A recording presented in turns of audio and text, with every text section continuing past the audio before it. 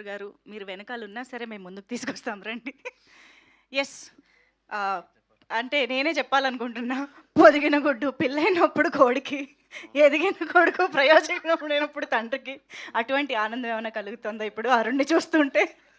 వాడు ఆల్రెడీ చాలా పెద్ద ఆర్టిస్ట్ అండి. Of course, but 35 35 is so ముందు కూడా సో పెద్ద ఆర్టిస్టే. బ్యూటిఫుల్ మాకు.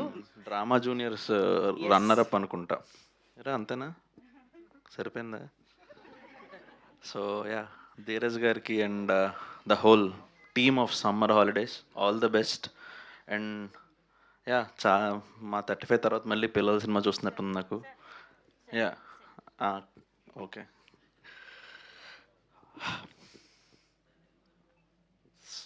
చాలా చెప్పాలి ధీరజ్ గారి కోసం. ఆయన ఫస్ట్ ఈ సమ్మర్ హాలిడేస్ ఇలా కథ చేస్తున్నాం అని నాకు చెప్పినప్పుడు హీ ఎగ్జాంపుల్ మై ఫిల్మ్ 35 తర్వాత ఇంకా కాన్ఫిడెన్స్ వచ్చిందంటే చాలా హ్యాపీ ఫీల్ అయ్యాను నేను actually.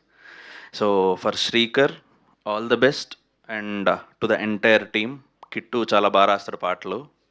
So I'm very confident about the lyrics and everything. And కష్టం అండి మాట్లాడడం, ముఖ్యంగా రోహన్ అనే వ్యక్తి మాట్లాడాక చాలా చాలా కష్టం. So all the best to the entire team. And I wish ఈ సమ్మర్ హాలిడేస్, వీళ్ళు సమ్మర్ హాలిడేస్ టీజర్ లాంచ్ చేస్తుంటే నేను రాత్రి వర్షం పడింది హైదరాబాద్లో. సో ఈ సమ్మర్ హాలిడేస్ మీకు థియేటర్లో చాలా చల్లగా ఉంటుంది. Come watch it. అండ్ నాకు తెలిసి మీ చిన్నతనం గుర్తొస్తుంది. And at the same time మీ పిల్లలు చేస్తున్న అల్లరి కూడా తెర మీద కనిపిస్తున్నప్పుడు కొంచెం ఆనందంగా అనిపిస్తుంది. అందరు రండి. And we promise a memorable film. Thank you అండి. Thank you. Summer holidays. So summer హాలిడేస్లో మేము మా పెద్దమాయ వాళ్ళ ఇంటికి వెళ్ళామండి.